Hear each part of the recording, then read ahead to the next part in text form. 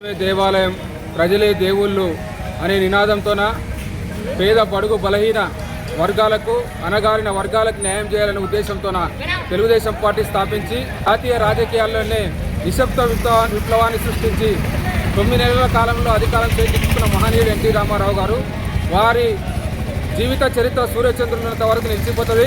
ఇవాళ భారతదేశ చరిత్రలోనే సంక్షేమ పథకాలకు ఆద్యుడిగా ఎన్టీ రామారావు గారు నిలిచారు. ఈనాడు ఎన్టీ రామారావు గారిని ఆదర్శంగా తీసుకొని ఈ మాజీ ముఖ్యమంత్రి వర్యులు కేసీఆర్ గారు ఎన్టీఆర్కు మించిన సంక్షేమ పథకాలన్నీ కూడా తీసుకొచ్చి తెలంగాణను సస్యశ్యామలం చేసిన ఘనత కేసీఆర్ గారికి దక్కుతుంది. ఈ జాతీయ రాజకీయాల్లో ఇద్దరు తెలుగువారి పేరు చిరస్థాయిగా నిలిచిపోతారని ఈ సందర్భంగా మనవి చేస్తున్నాం. ఒకటి ఎన్టీ రామారావు గారు అయితే ఎన్టీ రామారావు గారి తర్వాత తెలంగాణ రాష్ట్రాన్ని సాధించి తెలంగాణ ప్రజల కోసం తన జీవితాన్ని అర్పించడానికి సిద్ధమైన కేసీఆర్ గారి పేరు కూడా సూర్యచంద్రులంత వరకు వీళ్ళిద్దరి పేరు నిలిచిపోతుంది.